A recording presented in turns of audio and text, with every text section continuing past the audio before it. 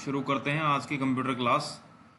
सामने जो है स्क्रीन पे तुम अपने SDLC फेजेस देख रहे हो। जैसा कि हमने पहले ही पढ़ा था, 6 फेज होते हैं SDLC के। SDLC क्या होता है? Software development life cycle. तो पहले फेज में तुमने ज़रूरतें इकट्ठा कर ली कि कैसा सॉफ्टवेयर बनाना है और उसका एनालिसिस कर लिया।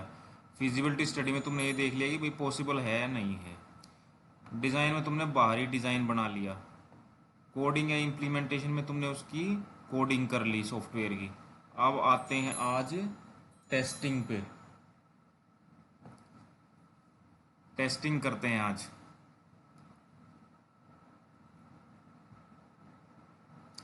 तो टेस्टिंग क्या होता है? मतलब किसी चीज़ की टेस्टिंग करनी। अब जैसे हम सॉफ्टवेयर बना रहे हैं तो हमारा सॉफ्टवेयर जो है डिज़ाइन भी तैयार हो गया, अंदर कोडिंग भी कर दी। अब उसकी टेस्टिंग करेंगे कि वो सही से काम कर रहा है या नहीं। Testing is the last phase of software development life cycle. SDLC का लास्ट फेज है। अब तुम कहोगे सर लास्ट तो नहीं है, लास्ट तो मेंटेनेंस है। मेंटेनेंस तो क्या होता है? मेंटेनेंस तो हमेशा ही चलता है, ठीक है। लेकिन डेवलपमेंट का, बनाने की प्रक्रिया का तो टेस्टिंग लास्ट फेज ही है।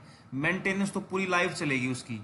देख देख जिसको हम बोलते हैं संभाल करना, रख रखाव करना, ठीक है, वो तो पूरी लाइफ ही चलेगी। लेकिन डेवलपमेंट का लास्ट फेज है testing. Testing is done before the software is delivered to customers. तो टेस्टिंग जो है कब की जाती है? सॉफ्टवेयर को जो है कस्टमर को हैंड ओवर करने से पहले, कस्टमर को उस सॉफ्टवेयर को देने से पहले हम टेस्टिंग करके देखते हैं क्या हमने जो सॉफ्टवेयर बनाया है वो ठीक है। The aim of testing is to find defects in the software. जो टेस्टिंग करने का हमारा मेन मकसद क्या है? अपने सॉफ्टवेयर के अंदर डिफेक्ट्स निकालना, so that defects can be removed before the software is delivered to the customer, ताकि उन डिफेक्ट्स को ढूंढ के दूर किया जा सके कस्टमर को वो सॉफ्टवेयर देने से पहले, ठीक है। Another aim of testing is to check whether the software is meeting requirement of the customer. एक दूसरा मकसद टेस्टिंग का होता है कि ये देखना कि जिस चीज़ के लिए हमने सॉफ्टवेयर बनाया है क्या उन ज़रूरतों को पूरा कर रहा है ये सॉफ्टवेयर, ठीक है। अब चलते हैं टाइप्स ऑफ टेस्टिंग पे। टाइप्स ऑफ टेस्टिंग देखो, 5 टाइप होते हैं। सबसे पहला है यूनिट टेस्टिंग। देखो जैसे तुम्हारा सिलेबस यूनिट्स में बटा हुआ है, ठीक है, इसी तरह जो हमारा सॉफ्टवेयर होता है वो भी कई पार्ट्स में डिवाइडेड होता है जिनको मॉड्यूल्स बोलते हैं, ठीक है। ये नहीं कि पूरा एक साथ ही होता है, कई पार्ट्स में होता है, ठीक है। तो जैसे एक पार्ट की डिजाइनिंग की, उसकी कोडिंग की, फिर उसकी टेस्टिंग कर ली एक पार्ट की, फिर दूसरा पार्ट है उसको बनाया, उसकी टेस्टिंग कर ली। यानी कि हर पार्ट की अलग अलग टेस्टिंग करना यूनिट टेस्टिंग कहलाता है। एक सॉफ्टवेयर के अलग अलग मॉड्यूल्स को, अलग अलग यूनिट्स को टेस्ट करना यूनिट टेस्टिंग कहलाता है, ठीक है। जैसे एक साथ तो बनेगा नहीं सॉफ्टवेयर। आज थोड़ी सी कोडिंग हुई, आज कोई पार्ट बना लिया सॉफ्टवेयर का, आज उसकी टेस्टिंग कर ली, ठीक है। यानी कि अकेले अकेले पार्ट की टेस्टिंग करना, पूरे सॉफ्टवेयर की एक साथ नहीं करना, अकेले अकेले पार्ट की करना, वो कहलाता है यूनिट टेस्टिंग। इंटीग्रेशन टेस्टिंग क्या है? अब सारे पार्ट्स को इंटीग्रेट कर दो, जोड़ दो, ठीक है।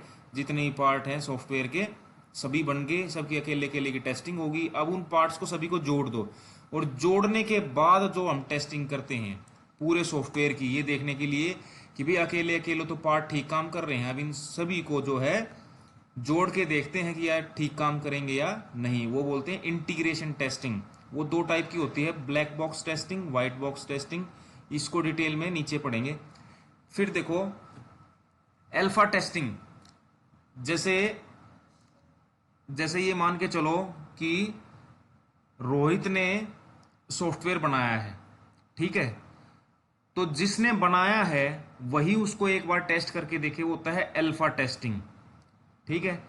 फिर जो है रोहित ने अल्फा टेस्टिंग कर ली, यानी कि खुद जो है सॉफ्टवेयर को टेस्ट कर लिया।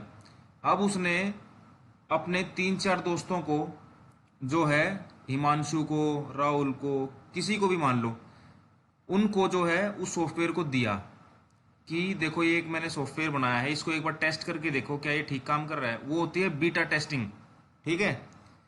फिर होती है एक्सेप्टेंस टेस्टिंग, होती है लास्ट, वो करता है कस्टमर। जब तुम जिसने वो सॉफ्टवेयर बनवाया था उसको बोलोगे कि आपका सॉफ्टवेयर तैयार है, आप एक्सेप्टेंस टेस्टिंग कर लीजिए। एक्सेप्टेंस का मतलब है अगर वो ठीक काम कर रहा है तो एक्सेप्ट कर लेगा कस्टमर की हाँ ठीक काम कर रहा है, ठीक है।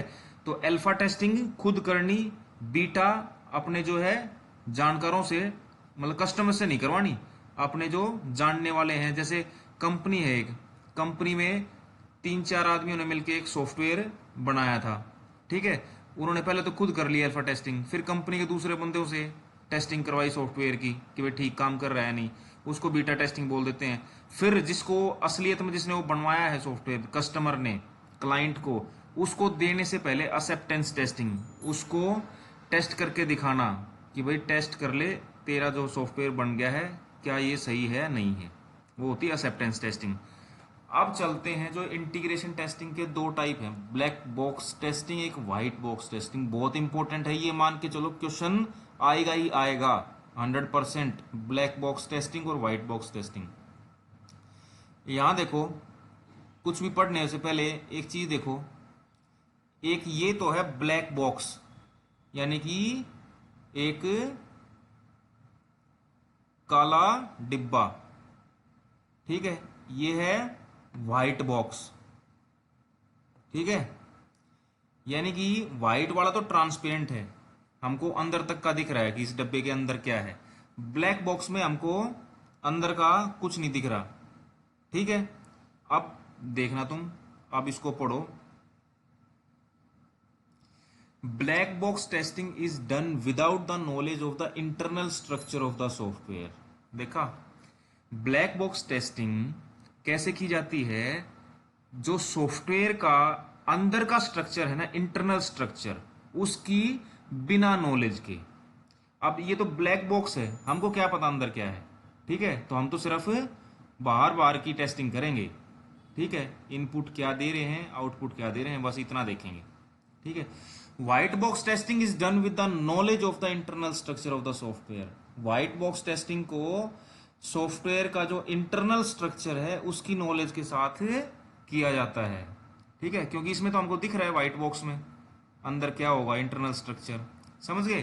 तो ब्लैक बॉक्स टेस्टिंग का मतलब है बाहरी जो टेस्टिंग, और व्हाइट बॉक्स टेस्टिंग का मतलब है इंटरनल स्ट्रक्चर की टेस्टिंग।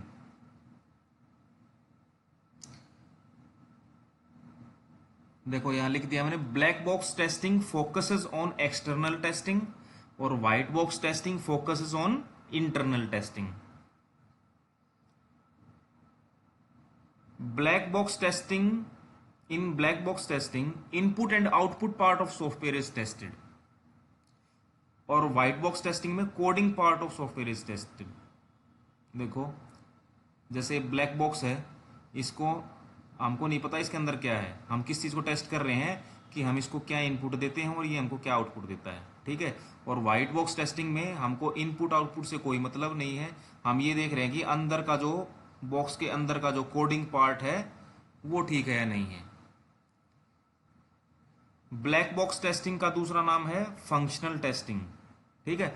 क्योंकि फंक्शनल टेस्टिंग ही तो कर रहे हैं ना ब्लैक बॉक्स में, कि भाई इनपुट क्या आ रही है, आउटपुट क्या दे रहा है। और व्हाइट बॉक्स टेस्टिंग का दूसरा नाम है ग्लास बॉक्स। जैसे ग्लास का एक बॉक्स होता है ना कि हमको आर पार सब कुछ दिख रहा है, ट्रांसपेरेंट है, तो इसी तरह व्हाइट बॉक्स टेस्टिंग का दूसरा नाम क्या है, ग्लास बॉक्स टेस्टिंग। और ब्लैक बॉक्स टेस्टिंग का दूसरा नाम है फंक्शनल टेस्टिंग, ठीक है। Black box testing is generally done by customer. देखो कस्टमर को कोई मतलब नहीं है कि सॉफ्टवेयर के अंदर कैसे कोडिंग की है, कंपनी वालों ने कैसे किया है, उसको तो उससे उसको यूज करने से मतलब है कि वो जो है क्या इनपुट दे रहा है सॉफ्टवेयर को, सॉफ्टवेयर उसको क्या आउटपुट दे रहा है, उसको अंदर के स्ट्रक्चर से, अंदर की कोडिंग से कोई मतलब नहीं है। तो इसलिए बोलते हैं कि ब्लैक बॉक्स टेस्टिंग जो कौन करता है, कस्टमर, और व्हाइट बॉक्स टेस्टिंग कौन करता है, डेवलपर, ठीक है। यानी कि सॉफ्टवेयर डेवलपर, सॉफ्टवेयर इंजीनियर। क्योंकि व्हाइट बॉक्स टेस्टिंग में हम अंदर का इंटरनल पार्ट, कोडिंग पार्ट को टेस्ट करते हैं ना, तो वो कौन करेगा, डेवलपर करेगा। कस्टमर को क्या मतलब है अंदर के पार्ट से, ठीक है। तो अब आगे तो कंप्यूटर नेटवर्क शुरू हो गया है। सॉफ्टवेयर, ये सॉफ्टवेयर इंजीनियरिंग में तुम्हारा इतना ही था बस, टेस्टिंग तक। अब जो है थोड़ा सा और बचा इस यूनिट का, कंप्यूटर नेटवर्क्स का बेसिक, वो और कर लेंगे, ये यूनिट भी तुम्हारी खत्म हो जाएगी। किसी को डाउट हो तो ग्रुप पे पूछ लेना, लेकिन इसमें कोई डाउट नहीं रहना चाहिए, ब्लैक बॉक्स में और वाइट बॉक्स में, बहुत इंपॉर्टेंट क्वेश्चन है। Okay, thank you.